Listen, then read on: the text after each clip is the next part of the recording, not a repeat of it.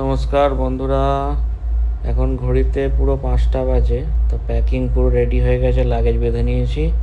আজকে আমরা বেরিয়ে পড়ছি দীঘার উদ্দেশ্যে।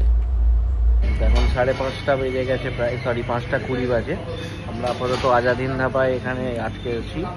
চা খেতে একটু দাঁড়িয়েছি, সকালে একটু এনার্জি নিয়ে নেবো, দিয়ে আবার রওনা দেবো দীঘার উদ্দেশ্যে। হ্যাঁ, চাটা কেমন লাগছে? দারুণ দারুণ চা, পুরো পয়সা উসুল চা। এই যে এখন নন্দকুমারে আছি ভাইপোকে নিয়ে, দুজনে মিলে এখন দীঘা বেরিয়ে যাচ্ছি। গিয়ে চলো জগন্নাথ মন্দিরে যাওয়া হবে, দর্শন হবে। এইভাবেই অ্যাডভেঞ্চার এখন চালু রাখতে হবে, রাইড চালু রাখতে হবে আমাদের। এবার দেরি না করে আপাতত ডিম টোস্টে কামড় দিয়ে দাও একটা ভাইপো।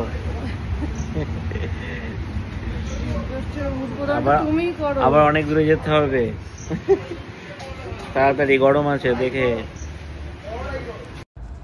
হঠাৎ রাস্তার পাশে ডাব দেখে আর লোভ সামলালো কেন না। তা আমরা নন্দকুমার থেকে 15 কিলোমিটার এগিয়ে এসেছি। তো এই দাদার দোকানে দাঁড়িয়ে একটু ডাবের জলই পান করে নিই।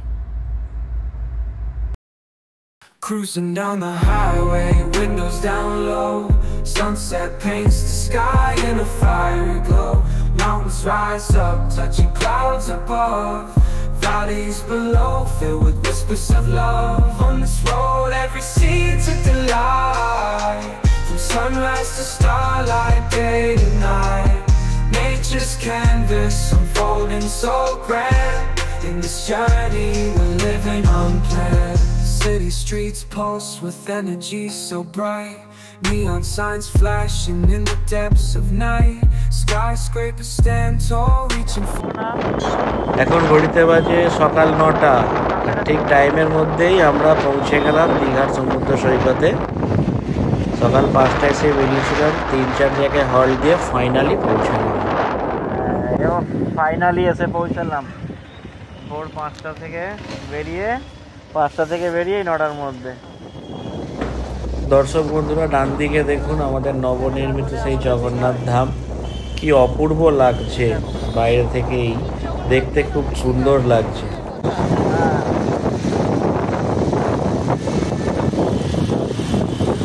ওয়েদারটা তো খুব সুন্দর একদম। হ্যাঁ, কালারটাও দারুণ করেছে।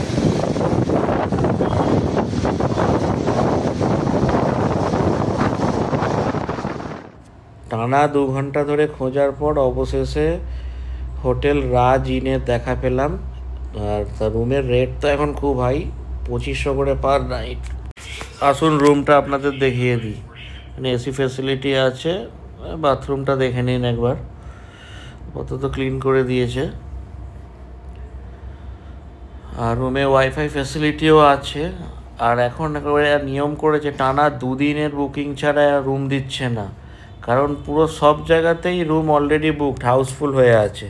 তা আমরা নিরুপায় হয়ে 2 দিনের জন্যই বুক করে দিলাম।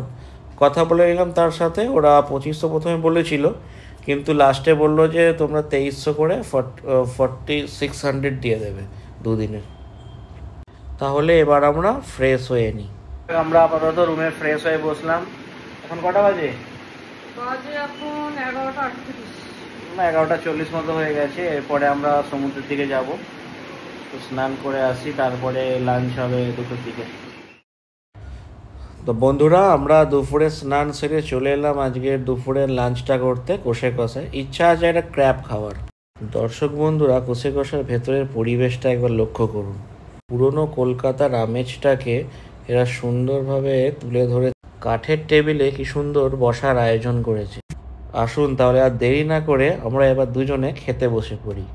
এখানে আছে মাছের মাথা দিয়ে ডাল, আলু ঝুড়ি আলু ভাজা, এখানে আছে পোস্ত, ঝিঙে আলু পোস্ত, এদিকে আমাদের ক্র্যাব, এখানে আছে ক্র্যাব, আর ওদিকে আছে চাটনি আর পাঁপড়।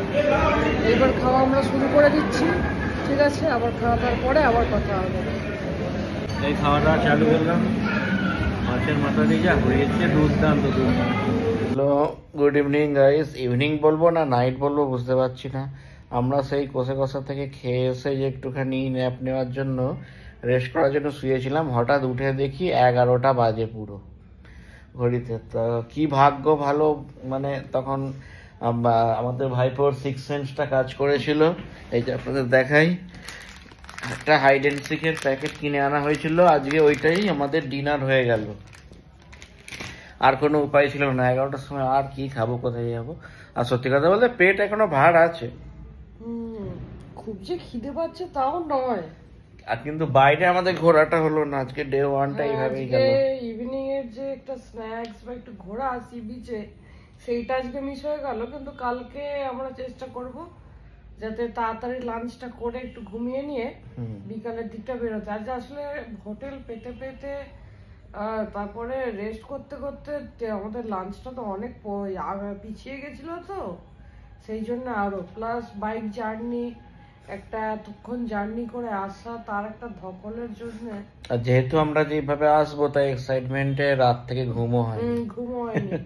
সেই জন্য সেই ঘুমটা আর কি একদম গভীরে ঘুমিয়েছি। দুজনের মধ্যে কেউই বুঝতে পারিনি যে এতটা রাত হয়ে যাবে। আর আমাদের কালকে আবার আর্লি মর্নিং এ আমার বাকি অফিস কলিগরা জয়েন করছে, ওরা অন দা ওয়েতে আছে। কালকে ডে 2টা।